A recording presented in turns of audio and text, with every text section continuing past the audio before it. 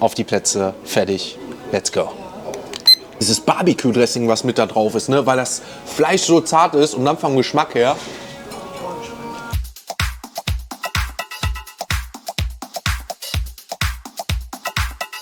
Damit herzlich willkommen zurück auf diesem Kanal, auf unserem Hauptkanal Big M. Und damit steht heute wieder was Großes an. Und kein geringer als der große Mann neben mir wird heute dafür sorgen, dass es wieder riesig wird auf diesem Kanal. Denn Ruff himself ist bekannt schon auf Social Media für seine riesengeile Barbecue-Platten. Dafür sind wir heute hier. Ruff, vielleicht in kurzen Sätzen, was macht das Ganze so erfolgreich und was ist das Erfolgsrezept? Also zum einen denke ich auch mal Social Media, wie du es auch betreibst, und zum anderen denke ich aber auch, wie du es schon angesprochen hast und wie du es gleich probieren wirst, die Texas-Platte von uns. Die Platte für 4, 6 oder 8 Personen, die gibt es bis zu 10 Kilo Essen drauf, und wir machen natürlich authentisches Barbecue, wir achten auf Qualität, wir machen sehr, sehr viele Sachen selber, bis hin zu den Soßen etc. Wir backen unser Brot, und ich denke, das macht es aus, wenn die Leute wiederkommen und warum es hier so gut läuft. Plus dem sympathischen, gut aussehenden Mann hier natürlich, kleiner Scherz. Auf den kommt es an, ne? Ja. Nee, genau, ich denke, das ist einfach im Grunde das Ganze so, anders kann ich es mir auch nicht erklären. Ja, und, also ich muss sagen, ich hab's schon in der Nase, wenn man hier hinkommt, hat man schon diesen Barbecue-Geruch, ne? Ja. Du hast ja mittlerweile gesagt, du hast, ich sag mal, weil du es jeden Tag riechst, ne, schon so als normal. Für mich ist das was Besonderes. Ich glaube für euch auch. Mein Magen fängt an zu knurren. Wir verlieren keine Zeit mehr. Ich würde sagen, wir schauen uns an, wie das Ganze aussieht. Auf geht's, ne? Das für 4 für Sebastian, reinschauen. Damit ist es soweit, Leute. Ihr habt die Eindrücke gesehen und wir sind bei unserer Texas Heaven 4-Personen-Platte angekommen mit über 6 Kilo. Es ist absoluter Wahnsinn. Es sieht fürs Bild einfach nur traumhaft aus und genauso, glaube ich, sollte es aussehen. Viel zu schön eigentlich, um das Ganze zu essen. Wir haben Pommes mit dazu bekommen. Allein die sind ja, glaube ich, 1 Kilo schon, und das ganze Fleisch. Ne? Wir haben hier schön Coleslaw, ne, die Prickles, Gurken mit dabei, Mac and Cheese, dann natürlich eine Pork Belly. Ich sehe sogar hier, wie gesagt, hier sind diesmal sogar Chicken Wings. Die hatten wir letztes Mal nicht bei Will's Barbecue. Checkt das Video im Nachhinein ab. Haben wir ja so eine legendäre Super Bowl auch schon Barbecue-Platte gemacht. Und hier Maiskolben noch mit dabei, schönes Maisbrot. Also richtig, richtig viel mit Soßen und Dips. Und ich würde sagen, wir bereiten unsere Stoppuhr vor und dann geht es so langsam los mit der Ralph's Barbecue Food Challenge. Wir sitzen richtig, richtig schön im Wintergarten. Hier links an meiner Seite habe ich so einen kleinen Heizstrahler. Ich hoffe, es wird nicht zu warm gleich, wenn das ganze Essen reinkickt, sodass wir dann eine kleine Hitzung mal bekommen. Da müsste ich vielleicht doch noch meinen Pulli ausziehen. Wir haben Handschuhe, die haben wir uns diesmal natürlich schon bereitgelegt, damit wir hier gleich richtig, richtig schön reinhauen können. Und natürlich unsere Stoppuhr. Ich wünsche viel Spaß und dann schauen wir mal, wie lange wir brauchen. Auf die Plätze, fertig, let's go. So, dann ziehen wir uns zuallererst unsere Handschuhe an, würde ich sagen, und dann probieren wir das Ganze. Auf geht's, Leute, in die legendäre Ruff's Barbecue Challenge. So, Leute, man hat natürlich auch hier Besteck und sowas alles liegen, aber wir haben unsere Handschuhe extra mit dabei. Probieren wir erstmal eine Pommes. Wow. Boah, die Pommes schmecken geil. Ich meine, ich muss schon sagen, ich habe mir schon gedacht, dass Ruff das echt so perfektioniert. Die Pommes schmecken richtig geil. Die erinnern mich wirklich an so einen American Flair, weil wir letztes Jahr in New York waren. Boah. Also, die sind wirklich richtig, richtig kross und haben auch, ich sag mal, so ein, also schön mit Salz, genug Salz für mich auch. Boah. Die sind geil. Unnormal. Also, die erinnern mich so zu, ich sag mal, und das meine ich nie als Front, nur damit ihr so ein bisschen verstehen könnt vom Geschmack her, an die besten Zeiten von Burger King, wirklich die allerbesten Zeiten, von dieser Krotzigkeit und vom Geschmack her. Aber unnormal geile Pommes. Also die freue ich mich jetzt schon mit als Beilage. Top. Dann würde ich sagen, fangen wir erstmal schön mit den Beilagen ein bisschen an, die zwischendurch probieren, bevor wir gleich unser Fleisch machen. Mac and Cheese, auch hier schön mit ein bisschen Röstzwiebeln dabei, ne, schön ein bisschen Käse. Oh, seht man noch, wie es richtig, richtig schön dampft. Ne?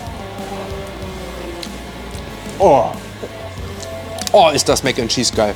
Ich muss tatsächlich sagen, liebe Grüße gehen an Will raus. Mir schmeckt das Mac and Cheese tatsächlich noch ein bisschen besser. Ich kann aber auch mit sein, was wir letztes Mal geliefert haben. Schmeckt aber wirklich richtig, richtig gut. Ne? Richtig schön cremig. Auch mit den Röstzwiebeln finde ich eine super Idee. Passt perfekt dazu. Dann, ich sag mal hier zu den roten Bohnen, ne, die Beans, die auch öfters mal mit Barbecue dabei sind. Da werden wir uns gleich wahrscheinlich schön mal was draufpacken. Richtig schön am Qualm, ne? Vom Geschmack her mit der Tomatensauce super. Bohnenfan bin ich eigentlich eher nicht so. Schmeckt aber trotzdem durch diese Paprikanote richtig gut. Ne? Dann schön ein bisschen Krautsalat hier dabei. Nehmen wir uns mal ein bisschen jetzt hier schon den Krautsalat, Coleslaw. Der ist gar nicht zu cremig, merke ich. Da ist echt, ich sag mal, häufig sieht man es ja oft, dass der, ich sag mal, so mit Sahne und alles übertüncht ist. Ist bei dem gar nicht so. Finde ich gar nicht so verkehrt, muss ich nur sagen. Hat dann so ein bisschen weniger Geschmack, ne? Aber finde ich gar nicht so verkehrt. Kann auf jeden Fall was. Wie gesagt, bei der Viererplatte sehe ich gerade, haben wir zweimal Krautsalat, zweimal Mac and Cheese. Drüben haben wir noch die Gurken. Auch die würde ich sagen, dann nehmen wir uns mal eine. Einfach mal so. Auf jeden Fall salzig, merkt man jetzt schon mit dazu. Schmeckt auch gut, ne? Mann, was will man jetzt bei Gurken falsch machen, ne? Hier, sehen wir, haben wir 4 Maiskolben insgesamt. Aber mittlerweile, ich habe lange gebraucht, bis ich Fan davon geworden bin. Aber mittlerweile so, ich sag mal, gegrillter, gebratener, wie auch immer, der Maiskolben hier, das schmeckt schon richtig gut, ne? Das, wisst ihr, was wir jetzt machen? Das stelle ich mir auch gerade richtig, richtig geil mit so einer Barbecue-Soße jetzt vor.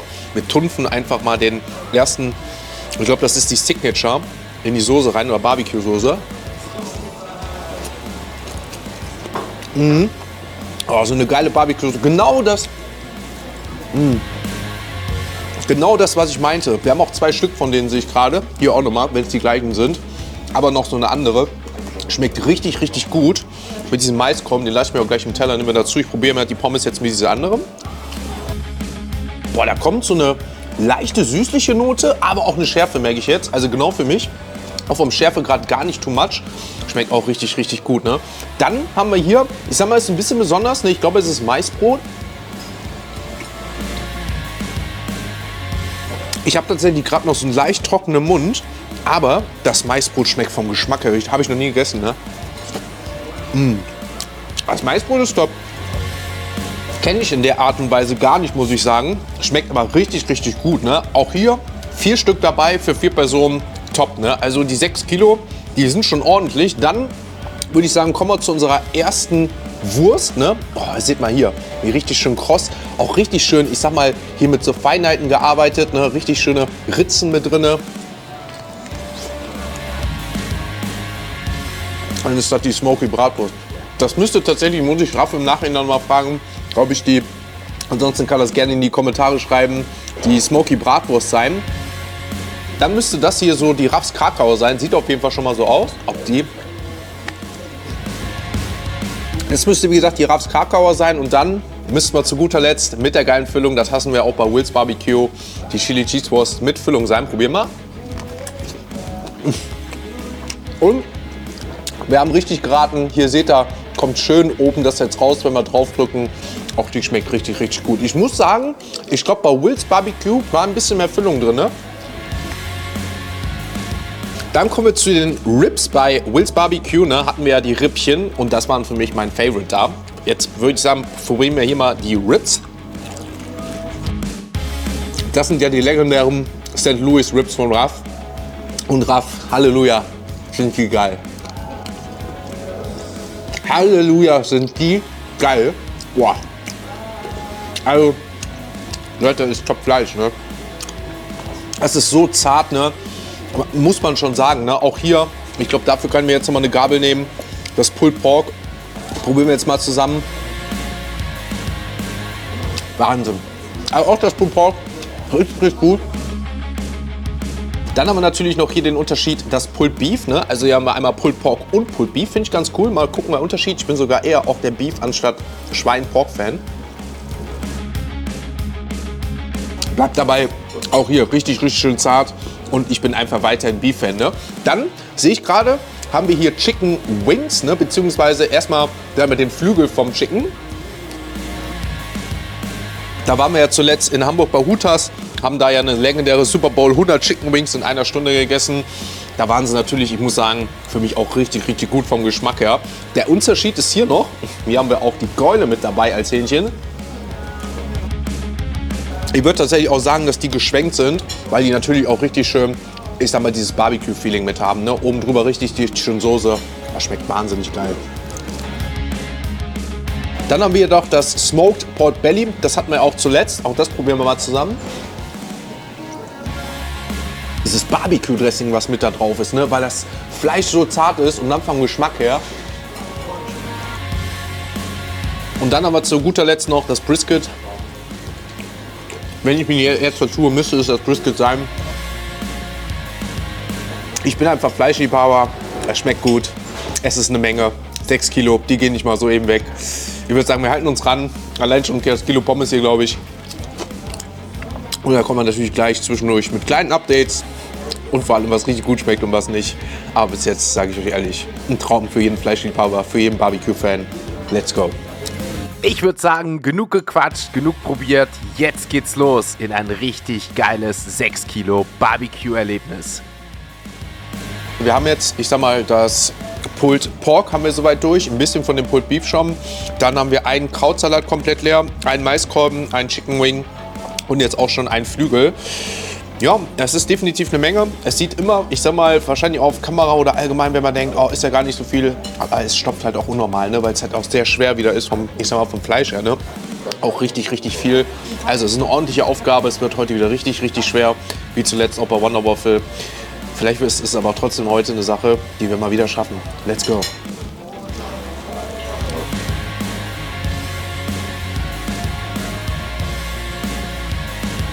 Für mich wird es definitiv mal Zeit, den ersten Schluck zu trinken.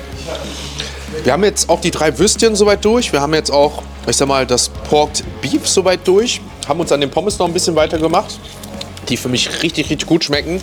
Und auch dieser Dip, der, ich sag mal, ein bisschen spicy ist. Ich glaube, es ist wirklich so ein Spezialding. Der ist schon fast leer, weil der mir so gut schmeckt. Ja, wie gesagt, ist echt viel. Auch die roten Bohnen haben wir soweit durch. Und ich habe jetzt, ja, ich sag mal jetzt noch die riesen Fleischberg an Pulled Belly. Wie gesagt, jetzt auch noch St. Louis Ribs haben wir noch da. Und noch ein paar Chicken Wings und definitiv noch ordentlich Pommes. Also es ist noch eine Menge da, aber schmeckt wirklich gut. Upsi, es wird trotzdem, glaube ich, gleich irgendwann anstrengend.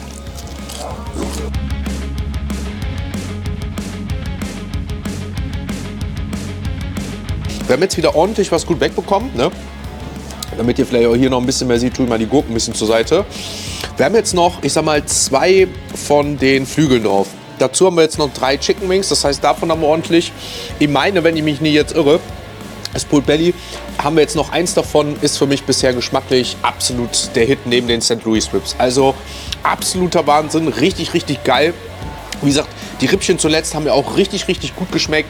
Ist mit einer meiner Highlights auch gewesen. Wie gesagt, Will, liebe Grüße gehen raus. Die waren auch Next Level. Das hier ist nochmal so ein anderer Geschmack. Also jetzt nicht von den Dingen her, was ich sagen wollte, sondern einfach so ein anderer Geschmack so. Ne? Weil die auch richtig, richtig gut schmecken. Aber die Rippchen, Will, absolutes Highlight. Da machst du einen richtigen. Bitte vertreib die weiter oder ein bisschen größer sogar. Aber auch hier, wie gesagt, bei Ruff finde ich diese St. Louis Ribs und wie gesagt, dieses Pork Belly müsste sein. Richtig, richtig geil. Also was jetzt so heraussticht, meiner Meinung nach, zwischen allen anderen Sachen und die Soßen. Ne? Also Ruff, bei aller Liebe, mit den Soßen machst du absolut was richtig. Habe jetzt gerade auch mal die anderen noch mal ein bisschen probiert. Aber wie gesagt, die ist schon fast leer hier. Ich glaube, das ist eine Chili-Soße, die wie gesagt so ein bisschen süßlicher schmeckt. Absolut geil.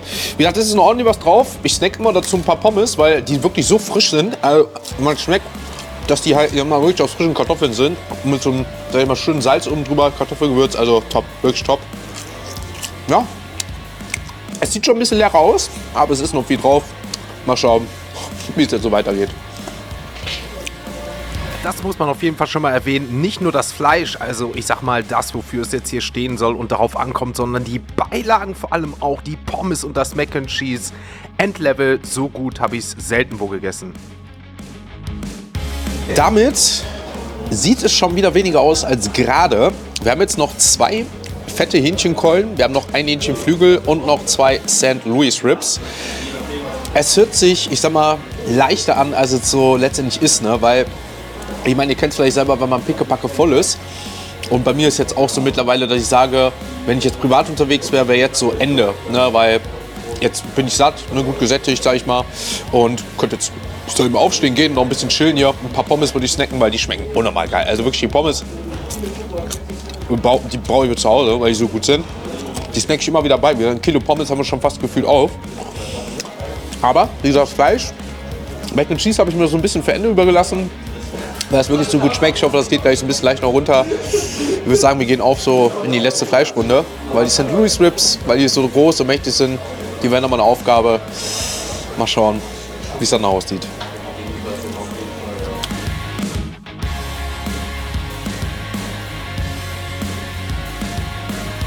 eine Rippe, eine Keule und auch einen Flügel weniger. Haben wir jetzt noch eine St. Louis Ribs drauf und eine Hähnchenkeule. Und wie gesagt, es ist echt, es ist eine Menge. Ich überlege sogar gerade, ich sag mal jetzt so ein bisschen Mac and Cheese vielleicht zwischendurch zu snacken, damit mal so ein bisschen anderer Geschmack kommt. Boah. Das tut auch richtig gut gerade, ne? Das ist halt so, ich sag mal, auch jetzt so das Geile bei dieser Platte, dass man immer so viele verschiedene Geschmäcker kommt. Wie gesagt, Leute, jetzt mal kein Scheiß, ne? Hier sind 1 Kilo Pommes drauf gewesen. Das Ding habe ich schon mehr als jetzt gefühlt die Hälfte weggesnackt, weil die Pommes so geil sind vom Geschmack. Also ich nehme immer so ein bisschen Fleisch und dann snacke ich das mit den Pommes zusammen, weil es halt so ein, ich sag mal, anderer geiler Geschmack ist. Jetzt auch die Mac and Cheese, halt schon so gut. Es fühlt sich gerade für mich so wie, ich sag mal, so eine Art Dessert an, weil es jetzt so ein komplett anderer Geschmack ist. Ne? Wenn man, ich sag mal, jetzt 3-4 Kilo Fleisch hat und dann jetzt, sag ich mal, wieder so komplett ein anderer Geschmack mit diesen Nudeln, Macaroni und Cheese. Es ist so, also dann könnte es für mich direkt so in die nächste Runde gehen. Ne? Ich könnte jetzt gefühlt irgendwie zur Wonder Waffle gehen, mit 1-2 Waffeln auch reinhauen. Das wäre jetzt geil. Ne? Aber mal jetzt hier weiter. Ich snack wahrscheinlich jetzt die Dose Mac and Cheese, denn wir haben ja noch 2 davon. Am Ende gönne ich mir noch die letzte. Und dann machen wir uns immer auf in die letzte Runde Fleisch mit der St. Louis Rib und der letzten Hähnchenkeule.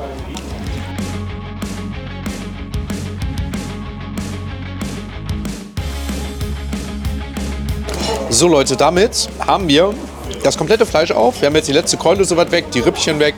Wie gesagt, hier liegen jetzt noch die Knochen von den anderen Sachen. Dann, ich habe es glaube ich oft schon genug gesagt, aber die Pommes sind für mich hier ein echt Endlevel. Wir haben 1 Kilo Pommes jetzt gegessen dazu. Also die sind komplett leer. Wie gesagt, richtig, richtig geil dazu gewesen. Top, da gibt's nichts. Wir haben jetzt noch 3 Maiskolben, das Maisbrot, die Gurken. Also ich sag mal, wir haben jetzt wirklich nur Beilage. Ich werde jetzt erstmal mit dem Mac and Cheese anfangen, weil ich jetzt noch nicht weiß, inwieweit ich mit den Beilagen noch weitermache. Wie gesagt, mal schauen, Maiskolben, vielleicht noch einen oder so, vielleicht nur das Brot noch. Aber ich denke mal auch den Krautsalat, den habe ich tatsächlich beim letzten Mal auch als einziges übrig gelassen. Aber das Mac and Cheese werde ich mir jetzt wieder definitiv genehmigen, weil es so gut ist. Ich habe tatsächlich jetzt die letzten Pommes so ein bisschen mit der letzten Käsesoße, die noch hier drin war, so ein bisschen gemischt. Ist ja sowieso aktuell im Trend. Hat richtig gut geschmeckt, Kraft. Vielleicht hast du da in Zukunft da was Neues, dass du mir die Pommes noch die Käsesoße anbietest, weil ich sag mal, die Mac and Cheese so gut schmeckt. Ne? Wie gesagt, auch hier jetzt wieder mit den Röstzwiebeln drüber. Ach, das wird jetzt nochmal ein anderer Geschmack wie gerade. Auch wenn es schon, ich sag mal, jetzt knappe 6 Kilo schon sind, 6 Kilo ungefähr, schmecken die Mac and Cheese trotzdem noch umso geiler.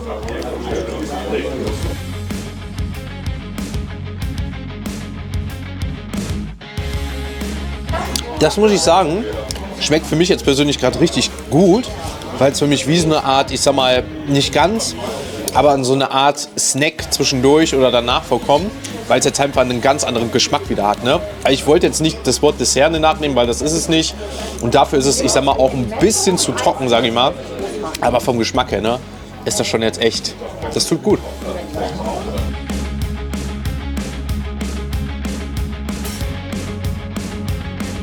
Damit ist der Laden nicht nur brechend voll geworden, sondern auch wir haben wirklich mal abgesehen jetzt noch von den paar Gurken und tatsächlich noch eine Beilage hier von dem Krautsalat, aber jetzt noch den Mais, die Maiskolben, das Maisbrot gegessen und ich sag mal in unter 1,5 Stunden Ruff's Barbecue, 6,5 Kilo Platte Texas Heaven für 4 Personen soweit aufbekommen. Wahnsinn. Also was für ein Brett. Ich merke gerade noch, wie mir so ein bisschen die Maisdinger zwischen den Zähnen hängen. Aber Leute, ganz ehrlich, absoluter Wahnsinn. Absoluter Wahnsinn. Es ist mega viel. Ich bin wirklich richtig, richtig gut gesättigt. Da gibt es nichts und sogar wahrscheinlich sogar noch ein bisschen drüber. Also, ich sag mal so, die für, ich glaube, 6 Personen wäre die nächste. Ich glaube, da sind wir so bei 8 Kilo. Das wäre so, ich sag mal, nochmal eine Herausforderung. Könnt ihr gerne mal in die Kommentare schreiben, ob ihr das Ganze nochmal sehen wollt. Ob wir das Ganze auch packen. Wie gesagt, für 6 Personen. Die scheppert schon ordentlich rein. Und definitiv wird man davon satt. Auch, ich sag mal, einer alleine. Ja, es war richtig, richtig geil. Mir hat Spaß gemacht. Ich würde sagen, wir räumen mal zusammen. Und dann suchen wir mal den lieben Ruff auf und geben dem persönlich mal das Feedback. Und dann sehen wir beide uns hier mit euch gleich noch mal ganz kurz wieder. Damit ist es soweit. Ruff ist jetzt am Start. Er musste leider, wir nehmen das Ganze jetzt einen Tag später auf, weil du leider aus privaten Gründen weg musstest. Und hast erst gerade erfahren, dass ich Platte alleine gegessen habe. Ich habe gehört, hat noch keiner geschafft bisher, ne? Nee, Tatsächlich nicht. Wir haben im letzten Jahr diese Platte, habe ich eben schon mal erwähnt, 1800 Mal verkauft. Ich mache das Ganze seit 8 Jahren, davon gibt es die Platte seit 6. Noch nie hat diese Platte jemand alleine aufgegessen. Leute, das sind 6 Kilo Essen mit einer Person rein. Lecko funny, dafür meinen Respekt. Dankeschön. Wie gesagt, wir nehmen das Ganze jetzt einen Tag auf. So fühle ich mich jetzt auch gerade. Deswegen sieht das Gesicht vielleicht was anders aus. Aber es hat so unfassbar gut geschmeckt. Ne? Also sonst hätte ich es wahrscheinlich auch gar nicht aufbekommen, weil es wirklich so lecker war. Das habe ich dir gerade auch schon mal privat gesagt. Und was wir auch gesagt haben, dass wir wahrscheinlich in Zukunft mal öfter was zusammen machen, weil wir geile Ideen haben. Ne? Auf jeden Fall. Ja. Auf jeden Fall. War eine richtig, richtig geile Sache. Folgt Ruff natürlich auf Social Media, weil du bist auch viel unterwegs. Ne? Sei es auf TikTok, Instagram und natürlich auch mittlerweile auf YouTube mit Vlogs etc. pp. Ne? Also gerne abchecken und ich würde sagen, dann dürfen wir uns auf viel, viel freuen in Zukunft. Hat mir riesig Spaß gemacht. Ich hoffe euch auch. Lasst gerne ein Like, gerne ein Abo da auf beiden Kanälen. Und dann würde ich sagen, Ruff, sehen wir uns beim nächsten Mal wieder. Ne? So machen wir das. Ja. Alle Jecken. Mach's gut, mein Lieber. Ne? Ciao, ciao. Meine Lieben, macht's gut. Bis dann. Ciao, ciao.